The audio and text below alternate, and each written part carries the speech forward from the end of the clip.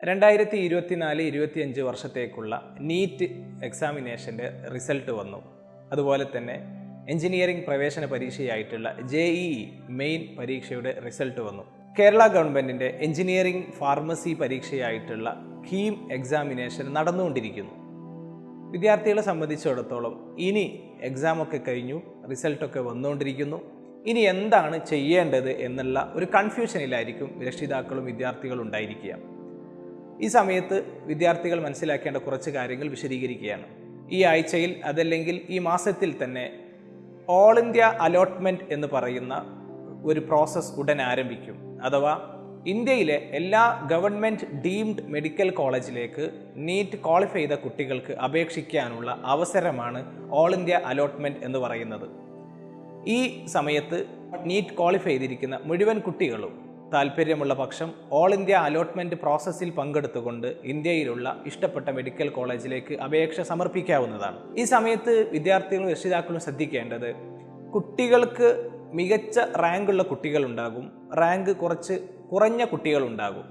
അപ്പോൾ വളരെ സൂക്ഷിച്ച് നമ്മൾ കൈകാര്യം ചെയ്യേണ്ട ഒരു പ്രോസസ്സാണ് ഓൾ ഇന്ത്യ അലോട്ട്മെൻറ്റ് എന്ന് പറയുന്നത്. കാരണം നമ്മുടെ അശ്രദ്ധ മൂലം, നമ്മുടെ അറിവില്ലായ്മ മൂലം ഒരു കുട്ടിക്ക് കിട്ടേണ്ട മികച്ച അവസരങ്ങൾ നമ്മുടെ ശ്രദ്ധയില്ലായ്മ മൂലം നഷ്ടപ്പെട്ടു പോകാൻ സാധ്യതയുണ്ട്. അതുകൊണ്ട് കൃത്യമായി മനസ്സിലാക്കി പഠിച്ചു വേണം ഇതിൻ്റെ അപേക്ഷ സമർപ്പിക്കാൻ. ഓൾ ഇന്ത്യ അലോട്ട്മെൻറ്റിൽ ഇന്ത്യയിലുള്ള ഏകദേശം 300ഓളം കോളേജുകളിലേക്ക് നമുക്ക് അപേക്ഷ സമർപ്പിക്കാൻ പറ്റും. അപ്പോൾ ഏതൊക്കെയാണ് കോളേജുകളെന്നും കോളേജുകളിൽ ഏറ്റവും മികച്ച കോളേജുകൾ ഏതാണെന്നും നമുക്ക് കംഫർട്ടായിട്ടുള്ള സംസ്ഥാനങ്ങൾ ഏതാണ് എന്നുള്ളതൊക്കെ നമ്മൾ മനസ്സിലാക്കേണ്ടതുണ്ട്.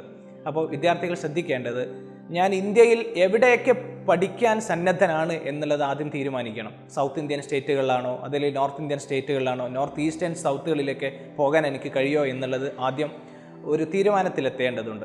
ശേഷം ആ സംസ്ഥാനങ്ങളിലുള്ള മികച്ച കോളേജുകൾ ഏതൊക്കെ എന്നുള്ളത് മനസ്സിലാക്കി ആ കോളേജുകളിലേക്ക് വൺ ബൈ നമ്മൾ അപേക്ഷ കൊടുക്കേണ്ടതുണ്ട്. അതോടുകൂടിയിട്ട് ഈ ഓൾ ഇന്ത്യ അലോട്ട്മെൻറ്റിന് 3-4 സ്റ്റേജുകളാണ് ഉണ്ടാവുക. 4 സ്റ്റേജ് കഴിഞ്ഞാൽ ആ ഒരു പ്രോസസ്സ് അവസാനിക്കും. കുറേ കുട്ടികൾ കേന്ദ്ര ഗവൺമെൻറ്റിൻ്റെ ഈ അലോട്ട്മെൻറ്റ് പ്രോസസ്സ് വഴി മെഡിക്കൽ കോളേജുകളിൽ അഡ്മിഷൻ നേടിയിരിക്കും.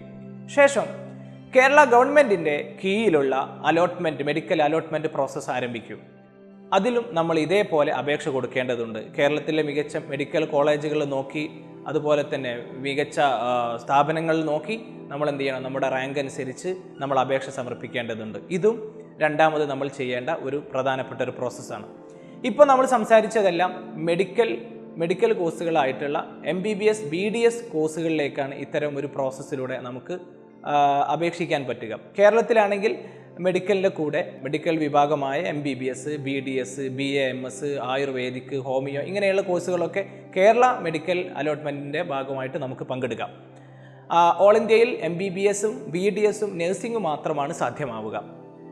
ഇനി മൂന്നാമത്തെ കാര്യം, ഓൾ ഇന്ത്യയിലും ആയുഷ് മെഡിക്കൽ കോഴ്സുകളിലേക്ക് നമുക്ക് അപേക്ഷിക്കാൻ പറ്റും. അഥവാ ഹോമിയോ, യുനാനി, സിദ്ധ ഇങ്ങനെയുള്ള കോഴ്സുകളിലേക്കൊക്കെ നമുക്ക് എന്ത് ചെയ്യാൻ പറ്റും, ഓൾ ഇന്ത്യയിലുള്ള മെഡിക്കൽ കോളേജിലേക്കും നമുക്ക് അപേക്ഷിക്കാൻ പറ്റും. അതിൻ്റെയും നോട്ടിഫിക്കേഷൻ വരും.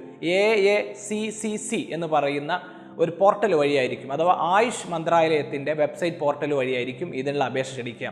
അപ്പോൾ ഈ സമയത്ത് ഇന്ത്യയിൽ തമിഴ്നാട്ടിലോ അല്ലെങ്കിൽ ബാംഗ്ലൂരിലോ ഡൽഹിയിലോ ഒക്കെ ആയുഷ് കോഴ്സുകൾ പഠിക്കാൻ ഉദ്ദേശിക്കുന്നുവെങ്കിൽ ഈ കുട്ടികൾക്ക്, അഥവാ യുനാനിയോ ഹോമിയോയോ ഇങ്ങനെയുള്ള കോഴ്സുകളൊക്കെ പഠിക്കാൻ ഉദ്ദേശിക്കുന്ന കുട്ടികൾക്ക് ഓൾ ഇന്ത്യയിലുള്ള സ്ഥാപനങ്ങളിൽ പോയി അഡ്മിഷൻ എടുക്കാം. ഞാൻ പറഞ്ഞു നേരത്തെ AACCC വെബ്സൈറ്റ് വഴി നമുക്ക് അപേക്ഷ കൊടുക്കാം. ഇനി മൂന്നാമത്തെ ഒരു ഘടകം എന്ന് പറയുന്നത് എഞ്ചിനീയറിംഗ് ആണ്. എഞ്ചിനീയറിംഗിലും ഇതേപോലെ തന്നെ നമുക്ക് ഇന്ത്യയിലുള്ള പ്രധാനപ്പെട്ട എഞ്ചിനീയറിംഗ് കോളേജുകളായിട്ടുള്ള NITകളിലേക്കും IITകളിലേക്കും ഒക്കെ നമുക്ക് അപേക്ഷ കൊടുക്കാം. ഇതിന് ജോസ എന്ന് പറയുന്ന വെബ് പോർട്ടൽ വഴിയായിരിക്കും അപേക്ഷ ക്ഷണിക്കുക. ഇതിലും നമ്മൾ ഇന്ത്യയിലുള്ള മികച്ച കോളേജുകൾ മനസ്സിലാക്കണം. ആ കോളേജുകളിൽ ഏതൊക്കെ നല്ല ബ്രാഞ്ചുകളെന്ന് മനസ്സിലാക്കണം. അതൊക്കെ മനസ്സിലാക്കി നമ്മുടെ റാങ്ക് അടിസ്ഥാനത്തിൽ മികച്ച കോളേജുകളിൽ പ്രവേശനം നേടണമെങ്കിൽ കൃത്യമായി മനസ്സിലാക്കി പഠിച്ച് നമ്മൾ അപേക്ഷ സമർപ്പിക്കേണ്ടതുണ്ട്.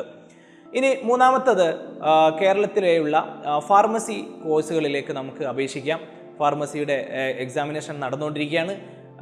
റിസൾട്ട് വന്നതിന് ശേഷം നമുക്ക് കേരളത്തിലുള്ള പ്രധാനപ്പെട്ട ഫാർമസി കോളേജുകളിലേക്കും പ്രൈവറ്റ് കോളേജുകളിലേക്കൊക്കെ നമുക്ക് അപേക്ഷ കൊടുക്കാം. ഇതും കീം പ്രോസസ്സ് വഴിയാണ്, കീമിൻ്റെ അലോട്ട്മെൻറ്റ് വഴിയാണ് ഇത് നടക്കുക. ഇതിൽ നമുക്ക് അപേക്ഷിക്കേണ്ടതുണ്ട്. അപ്പോൾ ഈ കാര്യങ്ങളാണ് വിദ്യാർത്ഥികൾ മനസ്സിലാക്കേണ്ടത്. റിസൾട്ട് വന്നാൽ നിങ്ങൾ ചെയ്യേണ്ട പ്രോസസ്സ് ഇതൊക്കെയാണ്.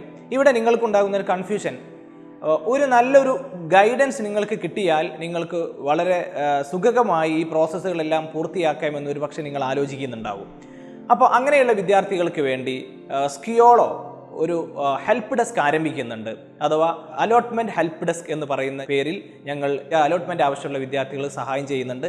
വിദ്യാർത്ഥികൾക്ക് നീറ്റ്, അതുപോലെ തന്നെ ആയുഷിൻ്റേത്, വെറ്റിനറി സയൻസിൻ്റേത്, അതുപോലെ കീമിൻ്റേത്, ഫാർമസിയുടേത്, ഇങ്ങനെയുള്ള എല്ലാ അലോട്ട്മെൻറ്റ് പ്രോസസ്സുകൾക്കും കൃത്യമായി ഞങ്ങൾ വിദ്യാർത്ഥികൾക്ക് ഗൈഡൻസ് നൽകി അവർക്ക് വേണ്ടിയിട്ടുള്ള കോളേജുകളിലേക്ക്, മികച്ച സംസ്ഥാനങ്ങളിൽ മികച്ച കോളേജുകളൊക്കെ നോക്കി ആ രീതിയിൽ ഞങ്ങൾ അഡ്മിഷൻ ഹെൽപ്പ് ഡെസ്ക് ഞങ്ങൾ ചെയ്യുന്നുണ്ട്. ആവശ്യമുള്ള വിദ്യാർത്ഥികൾക്ക് ഞങ്ങളുമായി ബന്ധപ്പെടാം. ഞങ്ങളുമായി ബന്ധപ്പെടാനുള്ള നമ്പർ താഴെ നൽകുന്നുണ്ട്. ആ നമ്പറിൽ വിളിച്ച് രജിസ്റ്റർ ചെയ്ത് കഴിഞ്ഞാൽ നിങ്ങൾക്ക് നീറ്റും JEE-യും അതുപോലെ തന്നെ കീമും എല്ലാ അലോട്ട്മെൻറ്റിലും നിങ്ങൾക്ക് പങ്കെടുക്കാനുള്ള ഗൈഡൻസ്, അതുപോലെ തന്നെ ഗൈഡൻസ് മാത്രമല്ല അത്തരം കോളേജുകളിലേക്ക് അപേക്ഷ കൊടുക്കുന്ന ഒരു സിസ്റ്റം വരെ ഞങ്ങൾ ഡെവലപ്പ് ചെയ്തിട്ടുണ്ട്. നിങ്ങൾക്ക് അതൊക്കെ ഉപയോഗപ്പെടുത്താം എന്നുകൂടി ഓർമ്മപ്പെടുത്തുന്നു. Thank you all of you.